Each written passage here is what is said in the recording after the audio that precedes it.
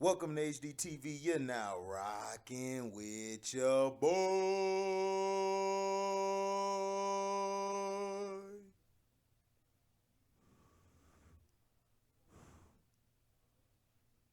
When assessing the NFL's bogus claim that in order to protect any current or former Washington Commanders employees who requested anonymity when cooperating with the Beth Wilkinson investigation, all facts and findings must be kept completely and totally secret. We pointed to other situations in which it has been enough to simply redact the names of persons who feared retaliation or unwanted scrutiny. As it turns out, we didn't have to look as far afield as we did for examples. Representative Jamie Raskin, who's a Democrat of Maryland, pointed out during his Wednesday questioning of Commissioner Roger Goodell that redaction was good enough for the league in the report generated by the Miami bullying scandal involving Richie Incognito and Jonathan Martin. In the case of the Dolphins, my recollection is that no one asked for any confidentiality, Goodell said. They did because their names were redacted, Raskin pointed out. In Washington, not only did they ask for confidentiality in many cases, we also promised them confidentiality, Goodell said. That's what redaction is for, Raskin replied. Goodell, finally caught in the corner, gave this final justification. Congressman, I promise you, redaction doesn't always work in my world. But it did work with the Dolphins, and Goodell's recollection is wrong as to whether anyone asked for confidentiality. Here's the key passage from the Miami report. Because of the extraordinary public interest in this matter, the commissioner made the decision that the full report as presented to him without any redactions or modifications will be released to the public. Accordingly, we attempted to protect the privacy of certain individuals whom we interviewed or wrote about, recognizing that many of them never asked to be dragged into the spotlight. In some cases, witnesses specifically asked that their identities remain confidential. A few even seemed to fear potential retaliation for cooperating with our inquiry, and we honored their requests. The NFLPA was sensitive to the privacy concerns expressed by some witnesses and was helpful in obtaining the necessary cooperation. We hope that by demonstrating sensitivity to issue of privacy and requests for confidentiality, we will encourage witnesses to cooperate with any future investigations by the NFL unconnected with this matter that may result in public reports. That's how to strike the balance between secrecy and transparency. That's how the NFL has done it in the past. That's the precedent that was genuinely, that's the precedent that was genuinely forgotten, at best, or deliberately ignored, at worst, by 345 Park Avenue. We bet the latter. The most plausible explanation is that the NFL thinks we're stupid enough to buy the idea that confidentiality cannot be guaranteed without absolute secrecy, or that the NFL is stubborn enough and Goodell is skilled enough to recite disingenuous talking points with a straight face until the awkward conversation inevitably ends. It's nevertheless possible, giving the NFL the benefit of the doubt, that the powers that be feared Commanders owner Daniel Snyder would reverse engineer the Wilkinson report in order to figure out the identity of anyone and everyone whose name was redacted from the final report. But if that's the case, if the NFL reasonably believes that Snyder is so vindictive that he devote time and money to figuring out who the anonymous employees were in order to retaliate against them, why haven't they already taken steps to get rid of him? And this is what I told you guys. Didn't I tell you that Roger Goodell was hired by who? He was hired by the owners. He was hired by the NFL owners. So he's going to do everything in his power to protect the owners. Daniel Snyder, it is reported that when he was suspended of operations, he still was running operations in Washington like it was nothing. Roger Goodell puts more pressure on the players than he does the owners. And we've been saying this for years. He's done this.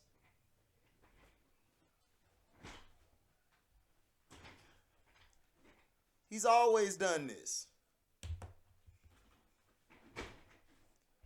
He doesn't keep the same energy when it comes to owners. But if it's players, he tears them down. Now, let's see this. All right, now.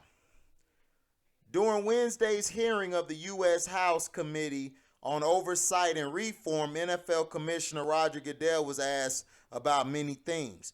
He wasn't asked about many of the things about which he could have been asked. However, one important area that wasn't included in the areas of interrogation included the claim of financial impropriety by the team, including the notion that the Commanders shuffled around money in order to reduce the payment obligation to the league.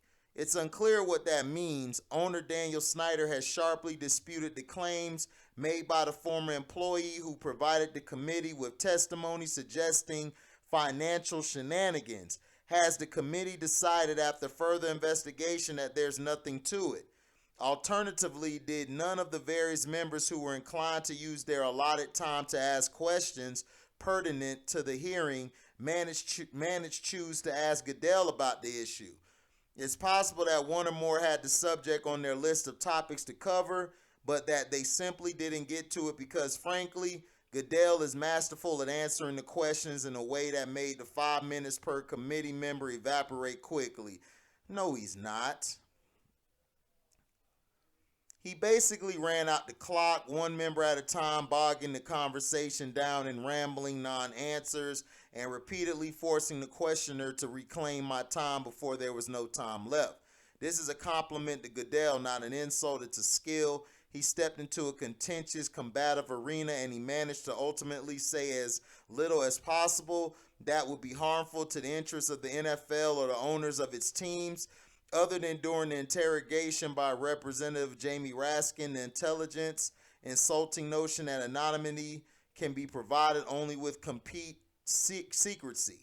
Goodell was never really on the ropes. He survived largely unscathed. Surely when the Zoom call ended and Goodell removed the tie that he now wears only rarely, his lieutenants and advisors likely offered high fives, fist pumps, and handshakes. From the perspective of the folks who want to circle the wagons around Big Shield, it was a job well done from the highest paid employee by far in the entire operation, players included. And this is why I tell you, the legal system is full of shit. It's full of shit. Daniel Snyder can get away, or Goodell could get away with lukewarm questions. If this is a guy in Daniel Snyder who was trying to figure out, who the hell was leaking all this stuff when those people were told Goodell and his people to keep their name out of there, to keep their name under a confidentiality agreement, or what they like to say is redact the names of the person. That's what they were saying. That's what redacted means.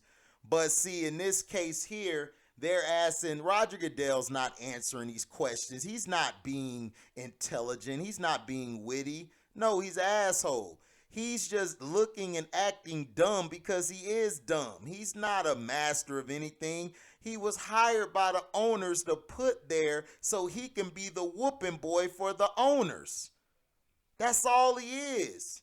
He's a whooping boy. And see, Deshaun Watson gets dragged through the mud, but Daniel Snyder and Roger Goodell are getting pats on the back for this bullshit. Roger Goodell has been terrible, and so is these owners.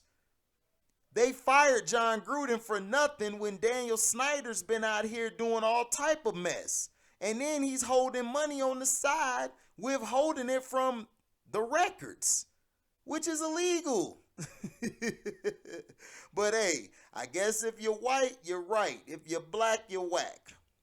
So my final assessment is Goodell is full of shit. Daniel Snyder should have been removed from his position as owner, because of how he's been acting and how he's treated people, but yet allegations don't seem to drag him through the mud. Oh, I know why, because he's a billionaire. But if this was Deshaun Watson, you guys would be saying, oh, it's something there. It's something there. This is why I keep telling y'all, it is black and white. It is never about yellow, blue, or purple. It is about black or white. You're either or. Don't care if you're Ukrainian or you're Nigerian or whatever. If you are black or you look white, if you are white or light-skinned, you will get more love than a dark-skinned fellow. And that's just the way it is, or a brown-skinned fellow in this case. So let me know in the comment section what y'all think about Goodell's testimony. Do y'all think Goodell handled himself appropriately, or do you think he's full of shit?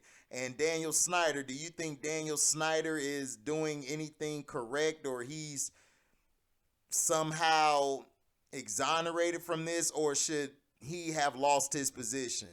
Thank you for listening. Make sure you like, comment, subscribe, share this. Hit that notification bell to select all to receive upcoming notifications. And if you guys love what you hear, you can go to the description box, hit the link in my Cash App. That'll take you to my Cash App where you can donate whatever your heart's desire. And whenever we're having a live or premiere video, you can super chat. And if you can't get to those three things, you can always leave a super thanks. Thank you guys for listening. Thank you for your support. We out. Deezy.